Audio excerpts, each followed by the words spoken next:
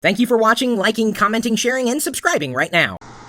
You might remember when I first moved into this house about a year or so ago, I ended up spilling coffee and ruining one of the Gateway machine's video cards, and had a whole long drawn-out ordeal with Gateway to try to replace that video card, and they refused to claim that spilling coffee was an act of God, even though it was. God gave us coffee, God gave me the cup, God gave me the money to buy the computer, therefore it was vicariously an act of God. Of course, they didn't swallow this, and, well, neither did I, because, of course, the coffee spilled. I couldn't just sop it out of the carpet. You know, sucking coffee out of a carpet is just disgusting. Anyway, ended up kind of damaging a few components, be spilling, you know, any kind of liquid that isn't necessarily water or some kind of alcohol that evaporates quickly. You know, liquid and hardware tend not to get along. I got a frantic email a little earlier saying, I spilled pop on my laptop, what do I do?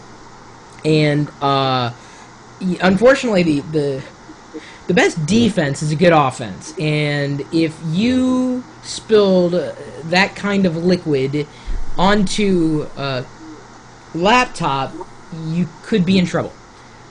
Depending on how well that laptop keyboard was sealed off from the rest of the system.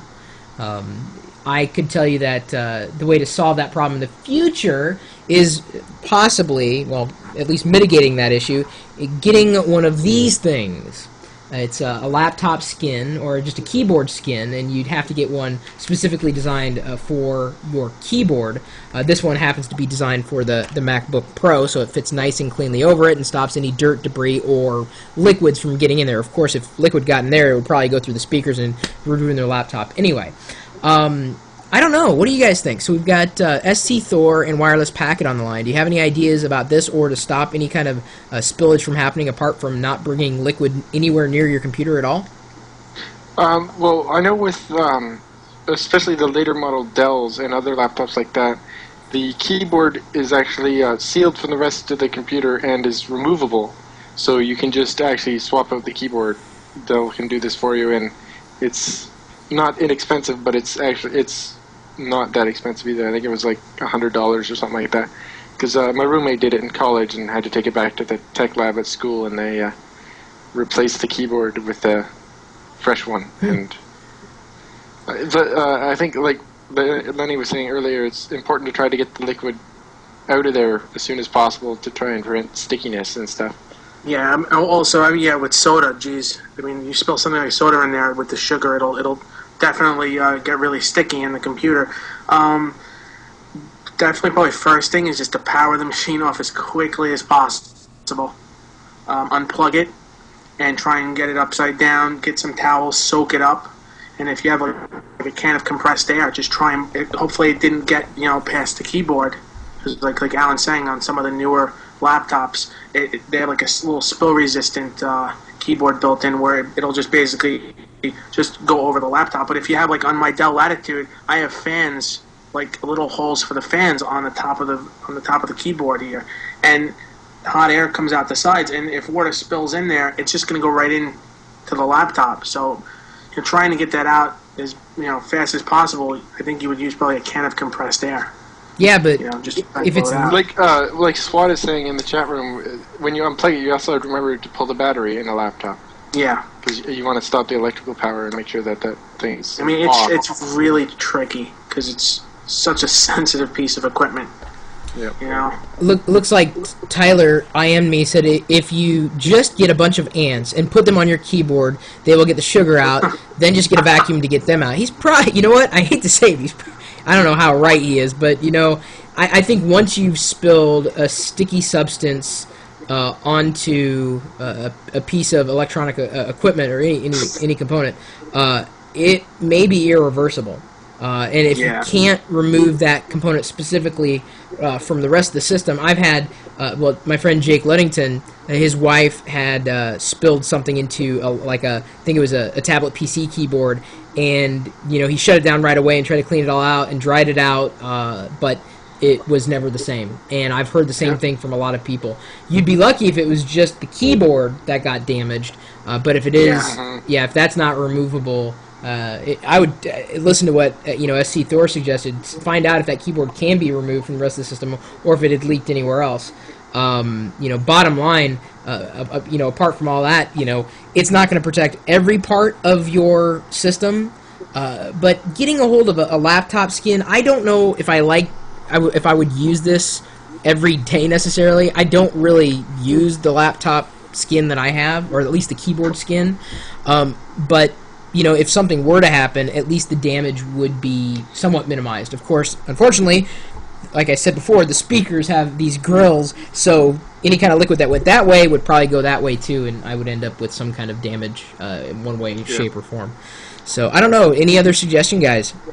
I had something I was going to say. Okay. I was going to say that... Get like a spill-proof mug or something to keep your liquids in after your computer. Yeah, or try and look for if you're in the market for a newer laptop. I think like Toshiba uses some LifeSmart technology where they seal in the keyboard and prevent spillage on top of the system. Yeah. So you could soak it up with like a towel or something, so it doesn't get into the laptop. And of course, if it's just a regular keyboard, I'd chuck it, unless of course it's one of those $1,200 Optimus keyboards. Oh yeah. Or even the $200 Logitech ones with the LCD screen and all the extra buttons and stuff. Yeah. Really, I don't know. With your regular $15 or $20 keyboard, just toss it and get a new one. Probably the best advice is just to be don't drink near. Try not to spill anything. Be careful. And and I will tell you this. Sippy cup. And that's what happened is it's not exactly a tippy cup. The cup that I was using when I spilled the coffee did not have a wide base, and from that point on, I mean, other than my Pete's cups, which I've been drinking out of, which has a smaller base, I have a mug that is virtually impossible to not tip over. I've spilled coffee on the desk, on my keyboard, on monitors. I mean, I've spilled coffee in a lot of places. It always makes me very nervous because if it hits the wrong component, that's it, game over.